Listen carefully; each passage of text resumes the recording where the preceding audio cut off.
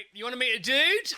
Boy, oh boy, have we got one for you right now. Please do stay tuned. Whatever you're doing, wherever you're going, take this radio station with you for the next half an hour. Vassos, over to you. Our next guest goes behind enemy lines, smuggles himself into war zones and miraculously bounces back from an explosion. His new book, Resolute, How We Humans Keep Finding Ways to Beat the Toughest Odds, is out now. So please welcome a man who refuses to fall. It's Benjamin Hall.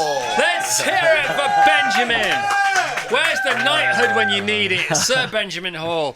Let's see who we should be talking to. How are you, Ben? I'm doing really well, thank you. Great to meet you a couple of weeks ago, and we're here, we're doing it. We said we would, and we're doing it. Totally, and honestly, I saw you across this party, and you on the other side, and I mean, incredible number of people there, you know, world leaders and prime ministers, exactly. da. And I interrupted my conversation with whichever world leader I was talking to, and I said, "There's one person I want to meet. It's Chris Evans." Was this under your wife's orders? It was indeed. I told you this earlier. I mean, you know, you're in our household every single morning. We love your show, and she said, "If there's one person you ever got to try and meet, it's Chris Evans." Oh gosh. And there you were. Well, and better than I imagined too. Please bring her in. Please bring her in. We'd love to meet her. Maybe for Christmas or something like that. We'd come in, bring the family.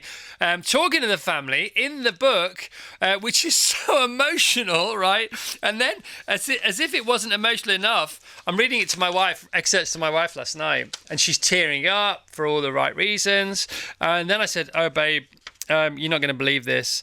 Page 220. "There are moments in my life now," says Ben, "not many, but one or two, and something happens that just leaves me in awe. One day when I was working on something in the living room of our new home, Alicia, my wife, came over and said she had something important to tell me. I'm pregnant," she matter-of-factly declared, "with your fourth child," who's now here with us. 4 girls, 5 including your wife. How's that, Ben? I mean, I've got a male dog, so the two of us go around the park together. You need to get another one. Yeah. Look, I was raised in a family of only boys, and so it's a real learning curve for me. But like this... last baby was born after I was injured in Ukraine, you know, and I've got my injuries, my prosthetics, and so she was more than just another baby. She was a sign that, look, life is going to continue. Yeah. There's nothing going to stop us, you know. We may have been broken, but we're going to build and come back stronger. And so she's the final piece of our family, and she's just, they're all wonderful. Right, for people who don't know, what is the event that led to us having this conversation today? Well, I've been a war correspondent for the last sort of 15, 17 years. And a few years ago, I was in Ukraine covering the invasion, the Russian invasion. And our team was hit by Russian artillery. And we were just outside Kyiv. We were in this small little car. And out of nowhere, you know, the shells started targeting right at our car. So there's no doubt that it was targeted. And I mean, if I'll tell you briefly about what it was like in the moment. You know, the first shell landed about 30 feet in front of us. We tried to reverse the car. The second one landed right alongside the car, and that blacked me out. And I got shrapnel in the eye, and I was in this other place. I mean, I felt like I was almost in another world, almost close to death, and it was total quiet and peace and black. And into that darkness, into that black, came my eldest daughter, Honor. And I mean, as lifelike as you can imagine, right in front of me. And she looked at me, and she said, "Daddy, you've got to get out of the car. Daddy, you've got to get out of the car." And it did. It brought me back, and I opened my eyes, and the heat hit me, and the fire hit me, and I grabbed for the door, and I took one step out of the car, and the third one hit the car itself. And I've no doubt that I was saved that day by my family, that the one thing that's going to motivate you the most was the one thing that kept me alive. But that began 40 minutes before I was found, when I was lying there sort of piecing myself together. And of course, I sit here and I talk to you today about how you can build back, you can be strong no matter what happens, but 4 other people died that day, including our cameraman Pierre and our fixer Sasha and the 2 Ukrainians, and that is something that cannot be healed. But you have to pick yourself up and keep moving forward, and that was the beginning of this whole journey. You're broken, you have to rebuild yourself, you have to find out who you are, and you have to try and make your best out of it. To the extent that 614 days after this, you found yourself back in Ukraine. Oh, within a few days. I knew I wanted to go back. First of all, I'm a journalist, and I believed that journalism was attacked that day. And I wanted to go back to Ukraine. And I wanted to say to the Russians more than anyone else, I said, we are back. You cannot silence journalists. We will keep reporting. And I was lucky enough, I went back and interviewed Zelensky. And you were invited by him? I was invited by Zelensky to talk about journalism, talk about what was happening on the ground, but also to talk and remember Pierre and Sasha. But the evacuation from Ukraine was quite amazing because they didn't know where I was. They sent in this team of US former intel guys and former special forces who came in and found me. One of them had lost a friend of his in Afghanistan who was called Benjamin. He held him as he died, and he had 3 daughters. And this guy said, this Benjamin is an American as well. He has 3 daughters. He's Benjamin. I'm not going to let him go. And they came right up into the front. They found me. They found this incredible evacuation on the Polish Prime Minister's train. But there were these 10 hours on that train where I had no pain meds, and you hit another level, and you have to find a way of getting through some of the most brutal, bleak parts of your life. But it was the same train that I took back in, 600 plus days later, and I wanted to relive it. And I honestly feel that if you go through something difficult, the worst thing is to pretend it didn't happen or to hide it. The best thing is occasionally to sit down and think about it when again. It's ready, when the time is right. When the time is right, because I think if you run from it, you hide from it, then you're never going to get better. So that's one of the reasons I wanted to write the books. It's one of the reasons I occasionally like talking about it, because let's talk about it. Let's share things. It makes you better. It makes you stronger. Yeah, and you are really. You are clearly strong, and you're brilliant at talking about it. But of course, you have shed many, many tears, and you've written 2 books about this. The first is called Saved, which you described off the air as an action movie almost. This is how we got out. This is how it happened. And you said that this book, Resolute, which is out now, and please buy it. Please get this book, Benjamin Hall, Resolute: How We Humans Keep Finding Ways to Beat the Toughest Odds. This was much more difficult because you're a journalist and you don't really do emotion because it doesn't help in your job. And this was all about emotion, all about self and soul searching, and it was much more difficult for you to write. Absolutely. But one thing that I wanted to really look at, one thing I've spoken to every doctor about and every person who's treated me is resilience. I'm fascinated by it. Where does it come from? Who has it? Who doesn't have it? Can you train for it? And I'm still figuring it out. When I wrote the book, I really believe that everyone has resilience. And when your back is against a wall, even though you don't know you have it, it comes out. You find that extra strength. But I was just talking to my wife, Alicia, just yesterday, the last few days, we were talking about our children and how different they are from birth. Same family, same parents, same household, same school, and they're so different. Some have the drive to achieve and bounce back. Others need to think about it a little bit more. And I started to think about that in terms of resilience. Maybe some people are born with resilience, and maybe some people have to work their way towards it.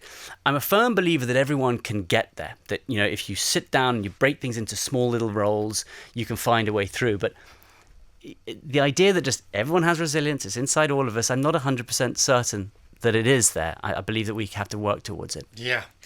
So much in this book, so much about resilience, so much about faith, your religion, so much about you think you have overcome certain situations or certain you've sort of grown new muscles, as it were, and then something else comes to sort of sneak upon you from behind. For example, you've learned to walk again, the prosthetics again, you're back at work again, and then suddenly you find yourself in a hotel room, a year on from the event, and you're in tears because you can't make it. You haven't sort of prepared for how hard it is going to be to get from the bed in your hotel room to the bathroom, in the bath and out of the bath again. And this broke you, didn't it? This literally came from nowhere. Yeah, it was one of the more difficult moments, and you think you're doing really well. And I was actually in the US, and I was going to some event, and I was talking about resilience. And that's the hardest part. You walk into a room and everyone says, look how resilient he is. Yeah. Look what he's done. I did. And inside, in that moment, I was broken. I'd slipped on the floor earlier. I couldn't get up. I was all alone. And it just hit me. And I felt totally away from my security, network and my family. And but then I did what I knew I had to do. I just reached out to my wife, and I reached out to her. And I think that what I've decided resilience is about, it's resilience isn't that every part is easy. Resilience is knowing that when things are really difficult, you know that there is a way out of it. You know that if you keep looking for a way, or you reach out to the right person, you can find the direction. And I think that's what's essential. It's about never wanting to give up. And look, life is always ups and downs, constantly. Look, I've got methods now that I go through when I'm feeling in a bad place. And could you share some of those with us? Yeah, totally. Look, it is a wider picture. First of all, you accept. I've accepted what happened to me. I've got prosthetic legs. I see out of one eye. The thumbs, it doesn't work, and all these things. And that's fine. That is what it is. Don't go back and keep questioning why it happened or if it should have happened.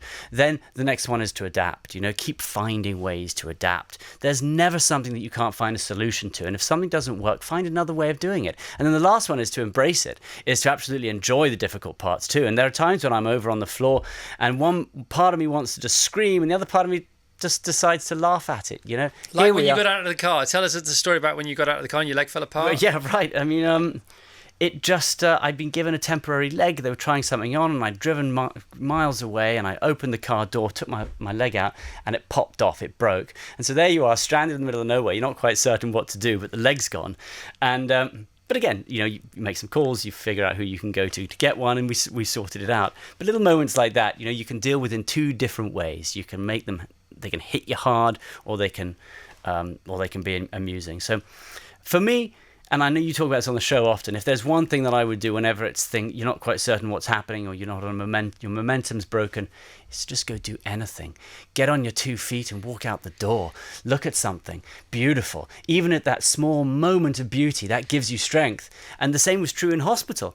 When days were really bad, and I was in hospital for 6 months, and that was tricky, but on a really tough day, on a really hard day, a beautiful bird, a ray of sunlight, a great piece of music, just 30 seconds of them, resets. Brings you back into the moment. Brings you back into the moment. And, you look for complex solutions, but sometimes they're not complex. Sometimes they're easier than you think. And if you just simplify things, then you can always get there. Now, hanging out with people who've had similar experiences at the Invictus Games can't be a bad thing to do. That was one of your first gigs back for Fox, wasn't it? Yeah, and I loved it. Tell us about that. Tell us what you learnt there. And as you inspire us now, you were inspired then. Well, I think it's really nice to be in an environment like that where you're surrounded by other people who have gone through the same things. And there is a level that you can talk about things and the other person understands what you're talking about.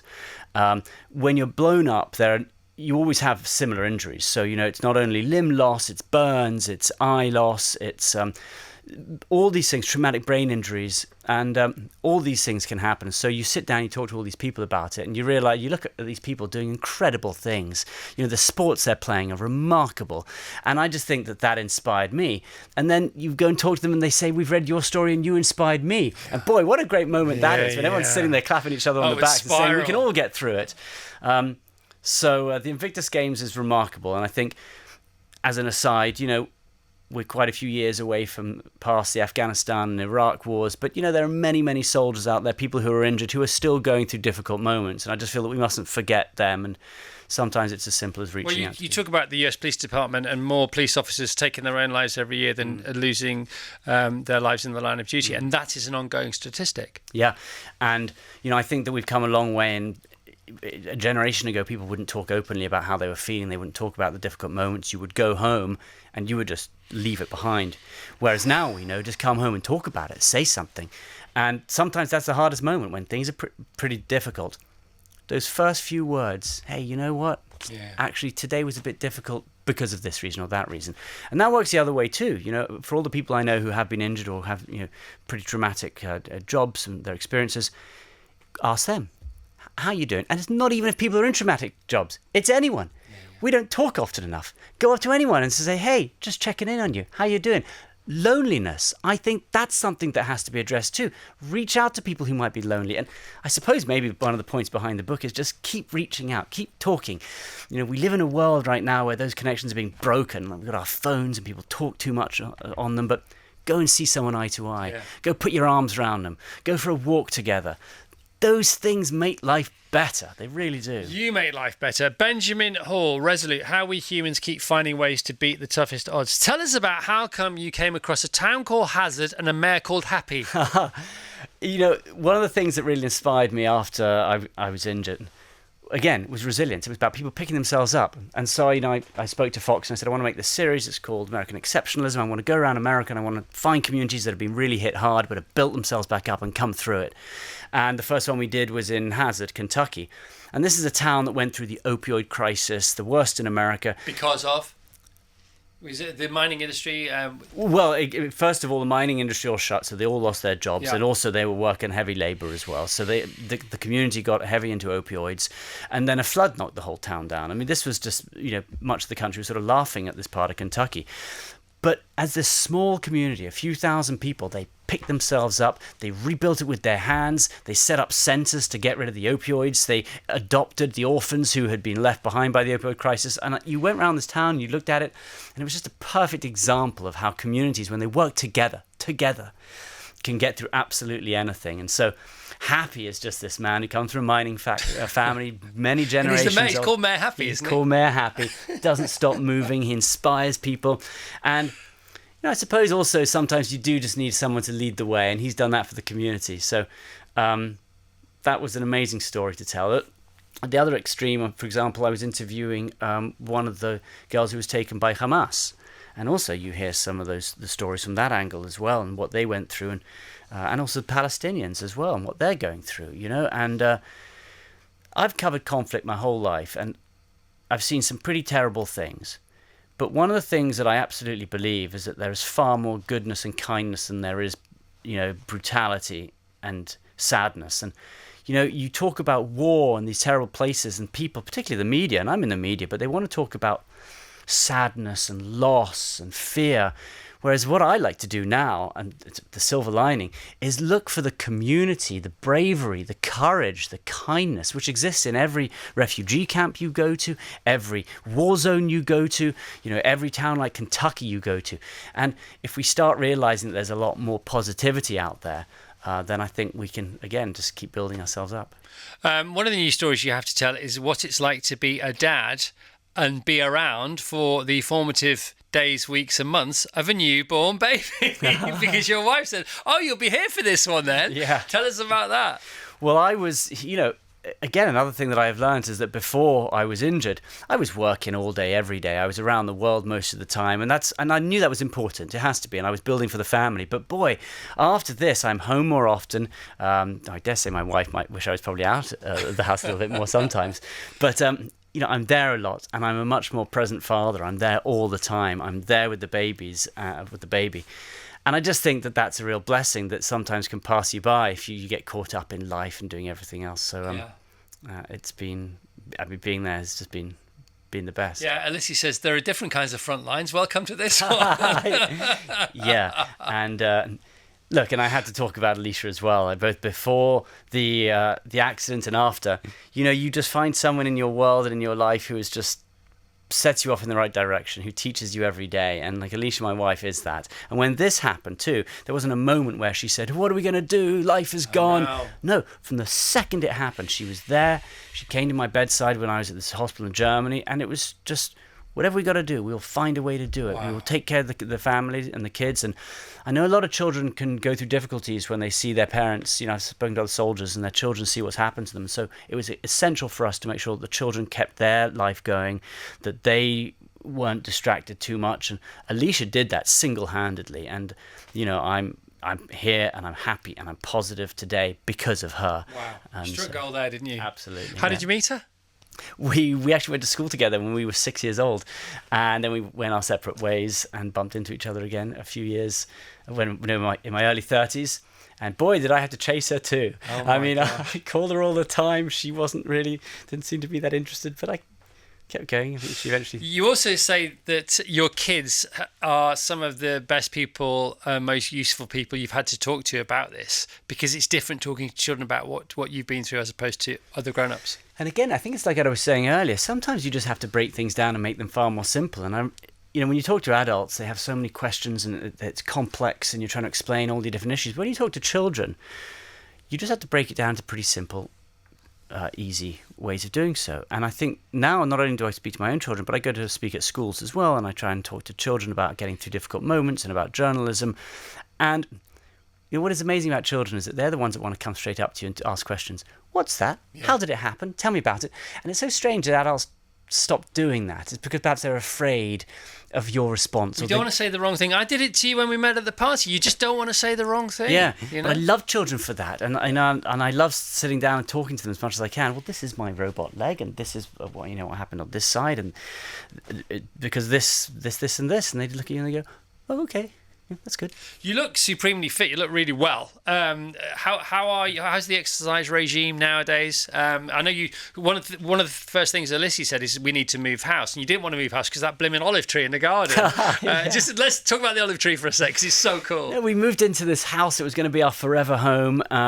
And we planted this olive tree, and it was growing alongside us. And I have since become fascinated by trees, and I know it's strange. My father was fascinated by trees. My father used to plant trees all the time, and I never understood because he wouldn't be there to see them in 100 years when they grew strong. Why would you do that? It's not for me. That's what I was saying. Yeah. And I've since become fascinated with trees, and we had planted this olive tree, and you watch it grow, and it's going to be there for generations, and it defined our home. And then we had to move house. It was a thin house full of stairs. I couldn't get up or down the stairs, and so we had to move home. But we drove past our old house recently, actually, and we went past it, and the current owners have just let it they haven't treated it very well, and it was just sort of tore my heart out. Can't you get it? In Portugal? I thought about sneaking around in the dead of night and at least trimming it for Or them. just dig it. You can transplant olive trees. This sounds so... Forgive me for this, but I used to have an olive tree farm. Well, if you've got a spare olive tree... No, I don't anymore. But I used to have one. And they're quite easy to transplant and plant fully formed. The roots haven't, Yeah, it can be done. Really? I think we should do it for you. I think we should definitely do it. I'm sure they wouldn't mind. And we'll middle give of the something else night, instead. yeah. You say here, on page 218 of the book, I am where I am today, somewhere between who I was and who I'll eventually be. What's that looking like, who you'll eventually be? What does that even mean, that sentence? That's a good question. You are, when you go through something difficult that changes how you can move and where you can travel and how you see yourself, you have this moment to reset. And I think, again, what a great opportunity. Let's look at ourselves. Hey, this is great. How are we going to build from here?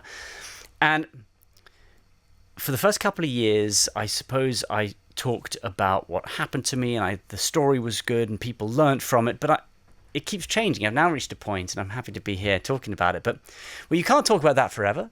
What's the next step? Your life doesn't want to be defined by that one moment that happened to you. And actually, I speak to lots of people who have gone through these moments. And one of the things they say is, I don't want my life to be defined by this. And yet so often I meet people, and that's just how they see me, because I went through that one moment, which lasted a few minutes.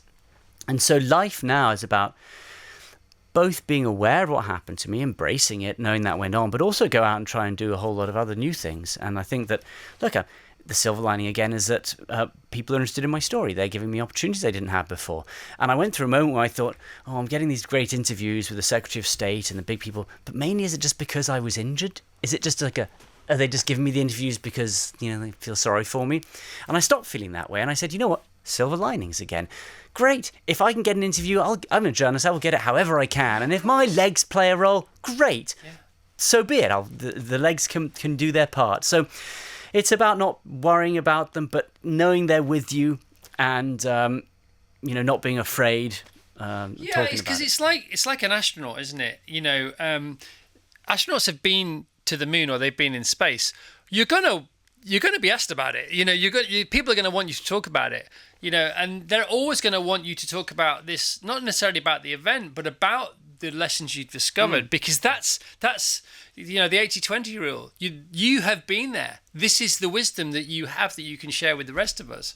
And like you say, it doesn't matter why people give you interviews. Just it's like if you can get the best interview, you get the best interview. That's the deal. Yeah, absolutely.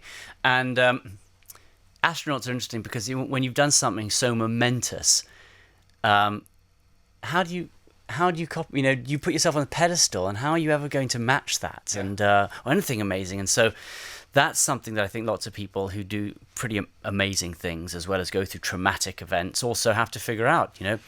Life is may not be that high or that low before. And you've just got to figure out who the new person is. Well, I think it's about knowing your place literally in the universe in that case, and for all of us, because whatever we experience here, when you experience extreme events like you have, then you are literally sent from another place to share with us lessons that are so important and can make our lives better on a daily basis, especially people who feel hopeless and helpless. And we also have to remember, being born in the first place is the biggest miracle of all, because the odds are so against us being here. Yeah. And I think that every morning, that's what you got to remember. You got to remember, hang on a minute, so you may well go to the moon, but you were born. No, totally. And the other part of that is that when I was learning to walk, I had this moment when I was there and I took my first couple steps, and what euphoria it was, because I realized none of us remember what it is like to learn to walk. Yeah.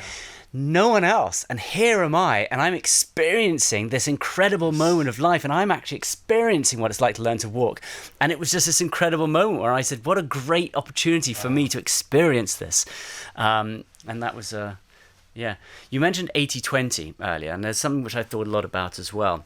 And I think we talk about us and how we're doing and but it's about community, and all the doctors I spoke to, and I always asked what gets us through these difficult moments.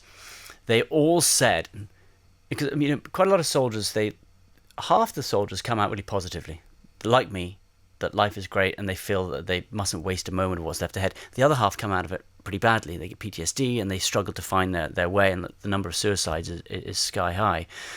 And I asked my doctors, what is the difference? What about who can come out of it positively? Who comes out of it negatively? And almost all of them say it comes down to those who are surrounded by close family and a close community are the ones who come out of it well. It's almost that simple. Because if you have people fighting for you and you have people to fight for, then that is the real change.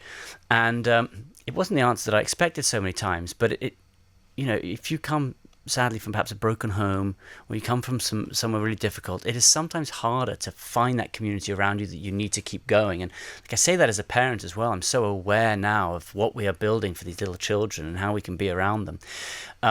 But you said 80-20, but I think, and I used to think it's all about community, all about family, but I think there's only maybe 80% family and community.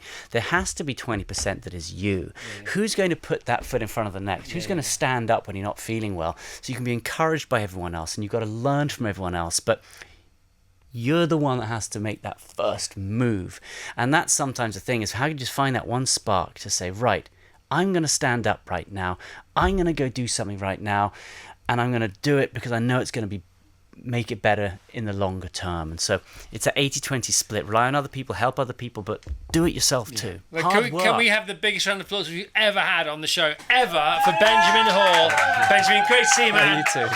He's the best. Resolute is out now. How we humans keep finding ways to beat the toughest odds. One of the greatest books you will ever read.